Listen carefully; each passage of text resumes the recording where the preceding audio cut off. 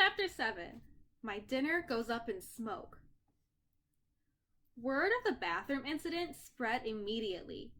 Wherever I went, campers pointed at me and murmured something about toilet water. Or maybe they were just staring at Annabeth, who was still pretty much dripping wet. She showed me a few more places.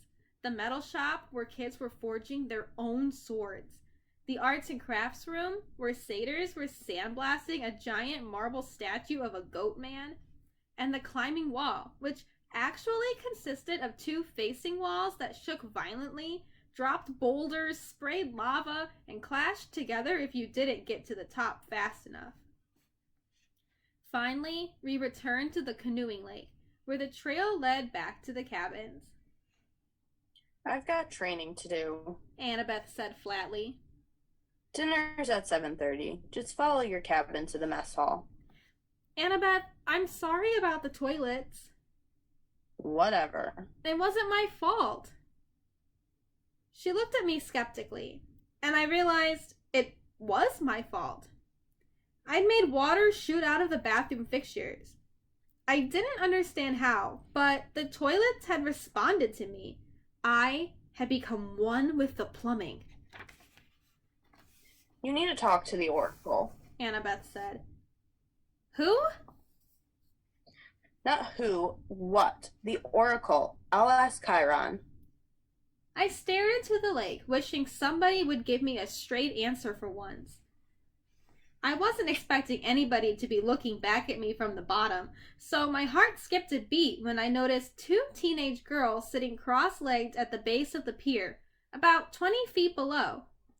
They wore blue jeans and shimmering green t-shirts, and their brown hair floated loose around their shoulders as minnows darted in and out. They smiled and waved as if I were a long-lost friend. I didn't know what else to do, so I waved back. Don't encourage them. Annabeth warned. Naiads are terrible flirts. Naiads, I repeated, feeling completely overwhelmed. That's it. I want to go home now. Annabeth frowned. Don't you get it, Percy? You are home. This is the only safe place on Earth for kids like us. You mean mentally disturbed kids? I mean, not human. Well, not totally human anyway. Half human. Half human and half what?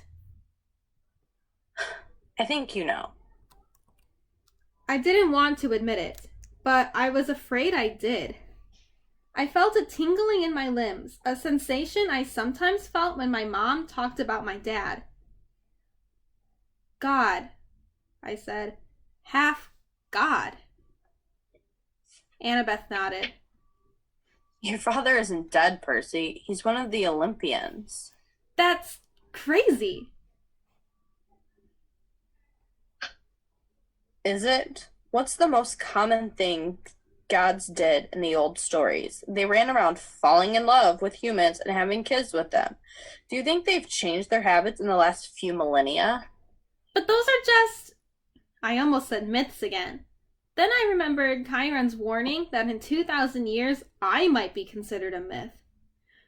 But if all the kids here are half-gods... Demigods. Annabeth said. That's the official term. Or half-bloods. Then who's your dad? Her hand tightened around the pier railing. I got the feeling I just trespassed on a sensitive subject. My dad is a professor at West Point, she said. I haven't seen him since I was very small. He teaches American history. He's human. What? You assume it has to be a male god who finds a human female attractive? How sexist is that? Who's your mom, then? Cabin 6. Meaning? Annabeth straightened. Athena, goddess of wisdom and battle. Okay, I thought, why not? And my dad? Undetermined. Annabeth said. Like I told you before, nobody knows. Except my mother. She knew. Maybe not, Percy. Gods don't always reveal their identities. My dad would have. He loved her. Annabeth gave me a cautious look. She didn't want to burst my bubble. Maybe you're right. Maybe he'll send a sign. That's the only way to know for sure. Your father has to send you a sign claiming you as his son. Sometimes it happens. You mean sometimes it doesn't? Annabeth ran her palm along the rail. The gods are busy. They have lots of kids, and they don't always. Well, sometimes they don't care about us, Percy. They ignore us. I thought about some of the kids I'd seen in the Hermes cabin. Teenagers who looked sullen and depressed, as if they were waiting for a call that would never come. I'd known kids like that at Yancey Academy, shuffled off to boarding school by rich parents who didn't have the time to deal with them. But God should behave better. So I'm stuck here. That's it for the rest of my life, It depends. Annabeth said. Some campers only stay the summer. If you're a child of Aphrodite or Demeter, you're probably not a real powerful force. The monsters might ignore you, so you can get by with a few months of summer training and live in the mortal world the rest of your year. But for some of us, it's too dangerous to leave. We're year-rounders. In the mortal world, we attract monsters. They sense us. They come to challenge us. Most of the time, they'll ignore us until we're old enough to cause trouble, about 10 or 11 years old. But after that, most demigods either make their way here or they get killed off. A few manage to survive in the outside world and become famous. Believe me, if I told you the names, you'd know them. So don't even realize they're demigods, but very, very few are like that. So monsters can't get in here. Annabeth shook her head. Not unless they're intentionally stalked in the woods or specially summoned by someone on the inside. Why would anybody want to summon a monster? Practice fights, practical jokes. Practical jokes? The point is, the borders are sealed to keep mortals and monsters out. From the outside, mortals look into the valley and see nothing unusual, just a strawberry farm. So, you're a year-rounder. Annabeth nodded. From under the collar of her t-shirt, she pulled a leather necklace with 5 clay beads of different colors. It was just like Luke's, except Annabeth's also had a big gold ring strung on it, like a college ring. I've been here since I was 7, she said. Every August, on the last day of summer session, you get a bead for surviving another year. I've been here longer than most of the counselors, and they're all in college. Why did you come so young? She twisted the ring on her necklace. None of your business. Oh. I stood there for a minute in uncomfortable silence. So, I could just walk out of here right now if I wanted to? It would be suicide, but you could, with Mr. D's or Chiron's permission. But they wouldn't give permission until the end of the summer session, unless Unless? you were granted a quest. But that hardly ever happens. The last time... Her voice trailed off. I could tell from her tone that the last time hadn't gone well. Back in the sick room, I said, when you were feeding me that stuff. Ambrosia. Yeah, you asked me something about the summer solstice. Annabeth's shoulders tensed. So you do know something. Well, no. Back at my old school, I overheard Grover and Chiron talking about it. Grover mentioned the summer solstice. He said something like we didn't have much time because of the deadline. What did that mean? She clenched her fists. I wish I knew. Chiron and the satyrs, they know, but they won't tell me. Something is wrong in Olympus. Something pretty major. Last time I was there, everything seemed so normal. You've been to Olympus? Some of us year-rounders, Luke and Clarissa and I and a few others, we took a field trip during winter solstice. That's when the gods have their big annual council. But how did you get there? The Long Island Railroad, of course. You get off at Penn Station, Empire State Building, special elevator to the 600th floor. She looked at me like she was... Sorry. I had the whole thing highlighted. Antique!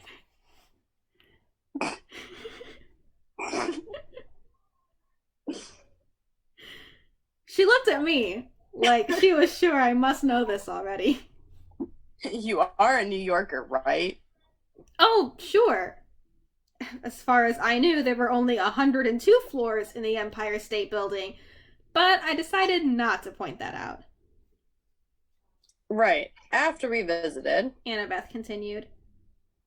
the weather got weird, as if the gods had started fighting. A couple of times since, I've overheard satyrs talking. The best I can figure out is that something important was stolen, and if it isn't returned by summer solstice, there's going to be trouble. When you came, I was hoping, Athena can get along with just about anybody except for Ares. And of course, she's got the rivalry with Poseidon, but aside from that, I thought we could work together. I thought you might know something. I shook my head. I wished I could help her, but I felt too hungry and tired and mentally overloaded to ask any more questions. I've got to get a quest. Annabeth muttered to herself. I'm not too young. If they would just tell me the problem. I could smell barbecue smoke coming from somewhere nearby. Annabeth must have heard my stomach growl. She told me to go on, she'd catch me later. I left her on the pier, tracing her finger across the rail as if drawing a battle plan. Back at cabin 11, everybody was talking and horsing around waiting for dinner. For the first time, I noticed that a lot of the campers had similar features. Sharp noses, upturned eyebrows, mischievous smiles. They were the kind of kids that teachers would peg as troublemakers. Thankfully, nobody paid much attention to me as I walked over to my spot on the floor and plopped down with my minotaur horn. The counselor Luke came over. He had the Hermes family resemblance too. It was marred by that scar on his right cheek, but his smile was intact. Found you a sleeping bag, he said. In here, I stole you some toiletries from the camp store. I couldn't tell if he was kidding about the stealing part. I said, thanks. No prob. Luke sat next to me, pushed his back against the wall. Tough first day? I don't belong here, I said. I don't even believe in gods. Yeah, he said. That's how we all started. Once you start believing in them, it doesn't get any easier. The bitterness in his voice surprised me, because Luke seemed like a pretty easygoing guy. He looked like he could handle just about anything. So your dad is Hermes? I asked. He pulled a switchblade out of his pocket, and for a second I thought he was going to gut me, but he just scraped the mud off the sole of his sandal. Yeah, Hermes. The wing-footed messenger guy? That's him. Messengers, medicine, travelers, merchants, thieves, anybody who uses the roads. That's why you're here, enjoying Cabin 11's hospitality. Hermes isn't picky about who he sponsors.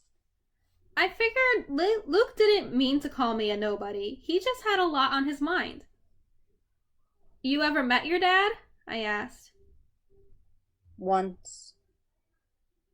I waited, thinking that if he wanted to tell me, he'd tell me.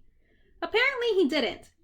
I wondered if the story had anything to do with how he got his scar. Luke looked up and managed to smile. Don't worry about it, Percy. The campers here, they're mostly good people. After all, we're extended family, right? We take care of each other. He seemed to understand how lost I felt, and I was grateful for that, because an older guy like him, even if he was a counselor, should have steered clear of an uncool middle schooler like me. But Luke had welcomed me into the cabin. He'd even stolen me some toiletries, which was the nicest thing anybody had done for me all day. I had decided to ask him my last big question, the one that had been bothering me all afternoon. Clarice from Ares was joking about me being big 3 material. Then Annabeth, twice she said I might be the one. She said I should talk to the Oracle. What was that all about? Luke folded his knife. I hate prophecies. What do you mean? His face twitched around the scar. Let's just say I messed things up for everybody else. The last 2 years, ever since my trip to the Garden of the Hesperides went sour, Chiron hasn't allowed any more quests. Annabeth's been dying to get out into the world. She pestered Chiron so much he finally told her he already knew her fate. He'd had a prophecy from the oracle. He wouldn't tell her the whole thing, but he said Annabeth wasn't destined to go on a quest yet. She had to wait until somebody special came to the camp. Somebody special? Don't worry about it, kid. Luke said.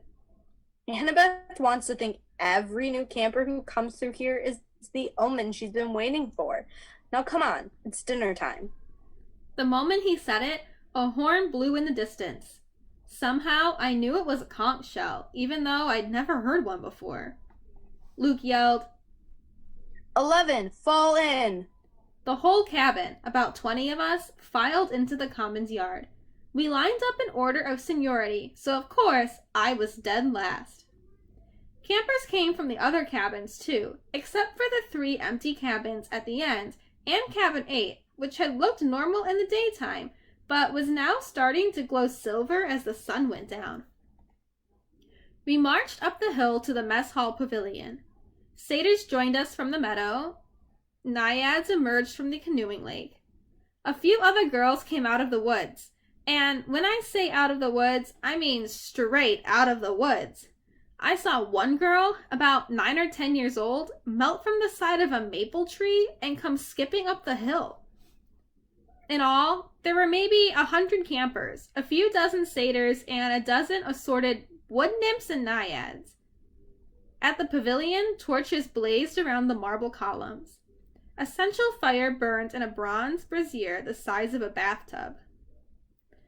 Each cabin had its own table, covered in white cloth trimmed in purple. 4 of the tables were empty, but cabin 11's was way overcrowded. I had to squeeze onto the edge of a bench with half my butt hanging off. I saw Grover sitting at the table with Mr. D, a few satyrs, and a couple of plump blonde boys who looked just like Mr. D. Chiron stood to one side, the picnic table being way too small for a centaur.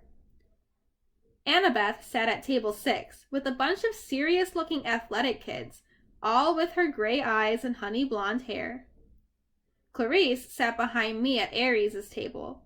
She'd apparently gotten over being hosed down because she was laughing and belching right alongside her friends. Finally, Chiron pounded his hoof against the marble floors of the pavilion, and everybody fell silent. He raised a glass. To the gods! Everybody else raised their glasses. To the gods! Wood nymphs came forward with platters of food, grapes, apples, strawberries, cheese, fresh bread, and, yes, barbecue. My glass was empty, but Luke said, Speak to it. Whatever you want, non-alcoholic, of course. I said, cherry Coke. The glass filled with a sparkling caramel liquid. Then I had an idea. Blue cherry Coke. The soda turned a violent shade of cobalt. I took a cautious sip. Perfect. I drank a toast to my mother. She's not gone, I told myself. Not permanently, anyway. She's in the underworld, and if that's a real place, then someday... Here you go, Percy, Luke said, handing me a platter of smoked brisket. I loaded my plate and was about to take a big bite when I noticed everybody getting up, carrying their plates toward the fire in the center of the pavilion. I wondered if they were going for dessert or something. Come on, Luke told me. As I got closer, I saw that everyone was taking a portion of their meal and dropping it into the fire. The ripest strawberry, the juiciest slice of beef, the warmest, most buttery roll. Luke murmured in my ear, Burnt offerings for the gods. They like the smell. You're kidding. His look warned me not to take this lightly, but I couldn't help wondering why an immortal, all-powerful being would like the smell of burning food. Luke approached the fire, bowed his head, and tossed in a cluster of fat red grapes. Hermes. I was next. I wished I knew what God's name to say. Finally, I made a silent plea. Whoever you are, tell me, please. I scraped a big slice of brisket into the flames. When I caught a whiff of the smoke, I didn't gag. It smelled nothing like burning food. It smelled of hot chocolate and fresh-baked brownies, hamburgers on the grill, and wildflowers, and 100 other good things that shouldn't have gone well together, but did. I could almost believe the gods could live off that smoke. When everybody had returned to their seats and finished eating their meals, Chiron pounded his hoof again for our attention. Mr. D got up with a huge sigh. Yes, I suppose I'd better say hello to all you brats. Well, hello.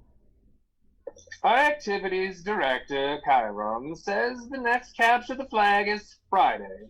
Cabin 5 presently holds the laurels. A bunch of ugly cheering rose from the Aries table. Personally, Mr. D continued, I couldn't care less, but congratulations. Also, I should tell you that we have a new capper today, Peter Johnson. Chiron murmured something. Percy Jackson. Mr. D corrected. That's right. Hurrah and all that. Now run along to your silly campfire. Go on. Everybody cheered. We all headed down toward the amphitheater, where Apollo's cabin let us sing along. We sang camp songs about the gods and ate s'mores and joked around, and the funny thing was, I didn't feel that anyone was staring at me anymore. I felt that I was home. Later in the evening, when the sparks from the campfire were curling into a starry sky, the conch shell horn blew again, and we all filed back to our cabins. I didn't realize how exhausted I was until I collapsed on my borrowed sleeping bag. My fingers curled around the Minotaur's horn. I thought about my mom, but I had good thoughts. Her smile, the bedtime stories she would read me when I was a kid, the way she would tell me not to let the bed bugs bite. When I closed my eyes, I fell asleep instantly. That was my first day at Camp Half-Blood. I wish I'd known how briefly I would get to enjoy my new home.